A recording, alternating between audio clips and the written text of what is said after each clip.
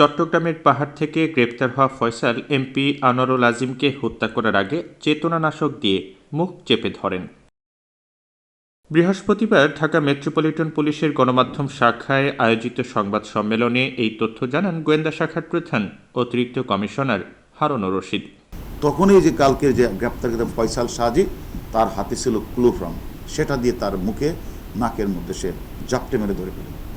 তখন তিনি আর কতক্ষণ তিনি ধাক্কাধাক্কি করলেও পরে তিনি নিস্তেজ হয়ে যান।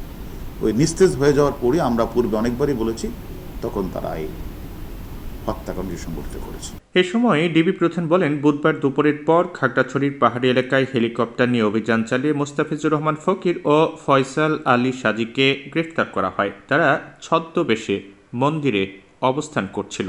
ফয়সাল ট্রাক ড্রাইভার ছিল, সে ট্রাক চালাতো।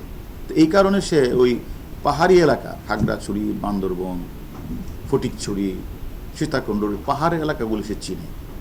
তখন তারা এগুলিতে এখান থেকে তাদেরকে 30,000 টাকা দেওয়া হলো।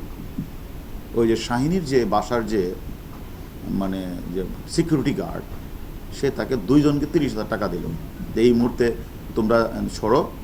তখন তাদের মোবাইল বন্ধ হয়ে যায়।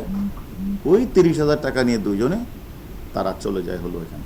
সেখানে তারা ওই গিয়ে শ্রী শ্রী পাতাল কালী মন্দিরে গিয়ে তারা ধুতি পরিহিত অবস্থায়, তাদের মাথার চুল চেঞ্জ হয়ে যায় এবং সে বলে যে আমি সেখানে বলে যে আমি সেখানে কালীমা, আমি মা কালীর অনেক ভক্ত। এদিন ডিএমপির অতিরিক্ত কমিশনার বলেন, 9 জন কিলিং মিশনে অংশ নেয়। তাদের মধ্যে 7 জনকে বাংলাদেশে এবং 2 জনকে ভারতীয় পুলিশ গ্রেপ্তার করে। তারা সবাই বাংলাদেশি। এই কিলিং মিশনের 7 জন দায়িত্ব পালন করেছেন। এই 7 জনই কিন্তু গ্রেপ্তার হয়েছে। একজন গ্রেপ্তার হয়েছে কলকাতায়, জিয়াদ হাওলাদার। আরেকজন গ্রেপ্তার হয়েছে আমাদের এনসিবির মধ্যে, আমরা তথ্য দিয়ে নেপাল পুলিশকে সহায়তা করেছি, সিয়াম, কলকাতা নেপাল পুলিশ গ্রেপ্তার করেছে।